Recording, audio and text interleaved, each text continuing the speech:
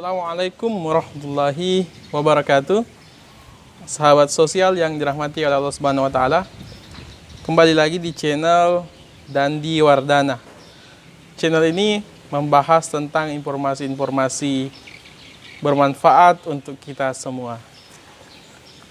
Baik, kesempatan kali ini saya akan kembali berbagi kepada teman-teman sekalian tentang program Keluarga Harapan, salah satu program unggulan dari Kementerian Sosial Republik Indonesia. Karena beberapa waktu yang lalu, teman-teman, ada yang kemudian bertanya kepada saya bahwa apa sih itu PKH? Bagaimana syarat untuk kemudian bisa mendapatkan bantuan PKH?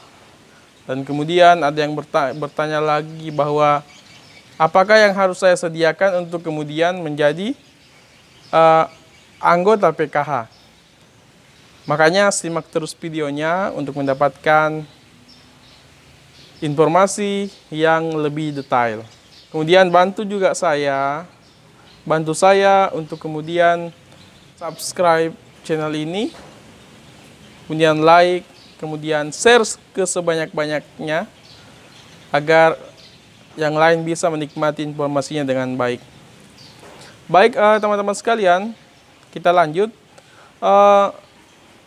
Ada yang bertanya kemudian apa itu PKH? Jadi PKH itu adalah program Keluarga Harapan. Program Keluarga Harapan ini adalah program bantuan sosial bersyarat. Jadi program ini adalah program bantuan sosial dengan syarat. Ada syarat yang harus kita penuhi untuk kemudian mendapatkan bantuan ini. Teman-teman sekalian, bantuan bersyarat ini adalah bantuan yang berasal dari Kementerian Sosial Republik Indonesia. Jadi program PKH ini sudah hadir di Indonesia sejak tahun 2007. Jadi cukup lama ya teman-teman. Dan kemudian PKH ini cukup lama berkiprah di Indonesia khususnya. Kemudian teman-teman, ya,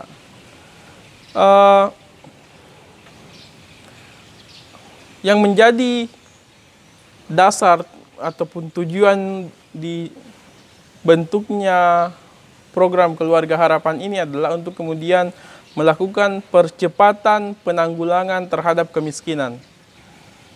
Ya, jadi yang berhak menerima PKH ini adalah orang-orang yang miskin dengan catatan. Maksudnya dengan catatan ada syarat yang harus dia penuhi untuk kemudian menjadi anggota PKH. Kemudian yang ketiga, apa syarat kita menjadi anggota PKH? Apa syarat yang harus kita penuhi agar kemudian kita bisa menjadi anggota PKH?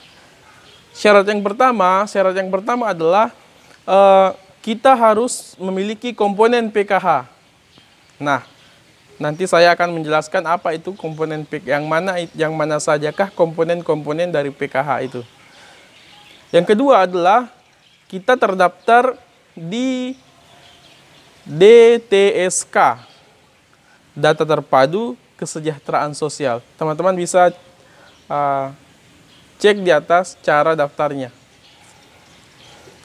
Kemudian teman-teman, setelah kita tahu syaratnya, syarat yang pertama tadi tentang kita harus memiliki komponen. Nah, sekarang komponen apa yang ada di PKH? Komponen yang pertama adalah ibu hamil. Yang kedua adalah balita atau anak prasekolah.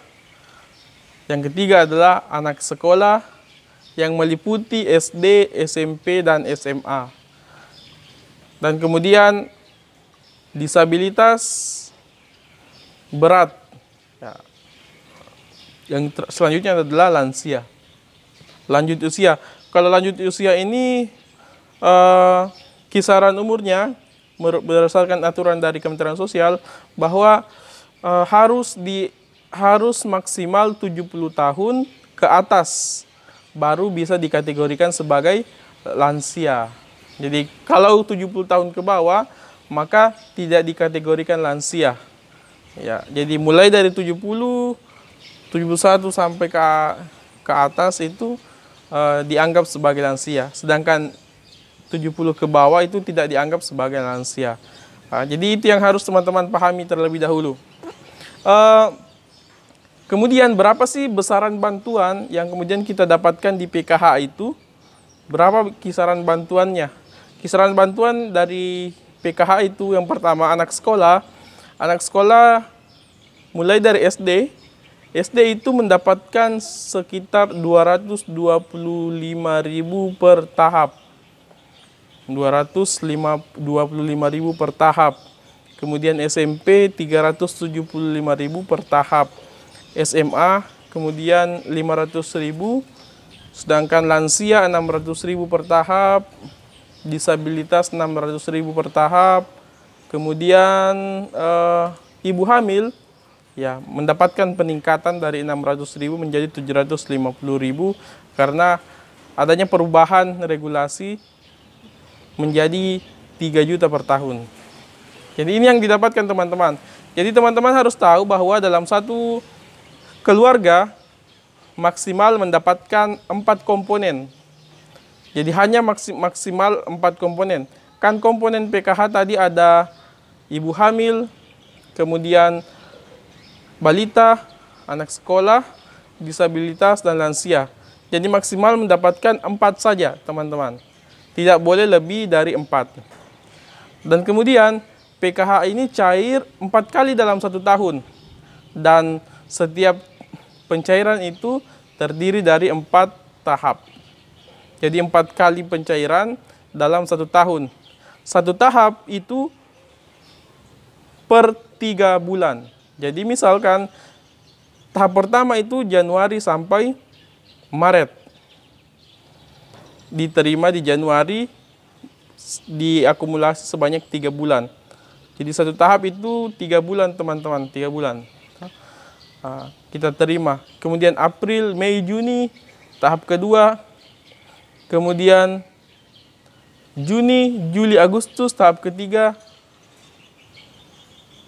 Apa salah? Maaf.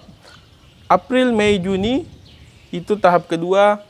Juli, Agustus, September tahap ketiga, dan Oktober, November, Desember tahap keempat.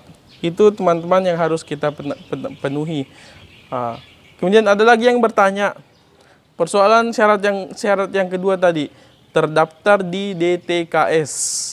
Jadi teman-teman yang kemudian ingin mendapatkan bantuan PKH atau bantuan dari kementerian-kementerian yang lain harus terdaftar di DTKS. Jadi tidak ada wewenang dari pendamping untuk kemudian mendaftarkan teman-teman.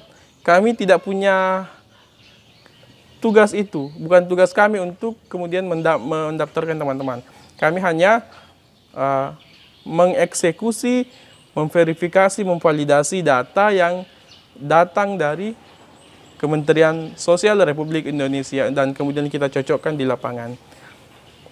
Saya pikir itu teman-teman informasi tentang PKH itu tidak terlalu banyak, sedikit saja dari informasi ini, tetapi mudah-mudahan ini bermanfaat dan mudah-mudahan ini membuka wawasan bahwa ternyata PKH itu seperti ini, bahwa kalau kita ingin mendapatkan bantuan PKH ya kita harus terdaftar dulu di DTKS dan kemudian kita harus punya komponen, karena teman-teman walaupun kita miskin, kalau kita tidak punya komponen di PKH, maka kita tidak bisa dapat bantuan PKH. Tetapi kita mungkin bisa mendapatkan bantuan-bantuan yang lain, tetapi harus daftar dulu di DTKS.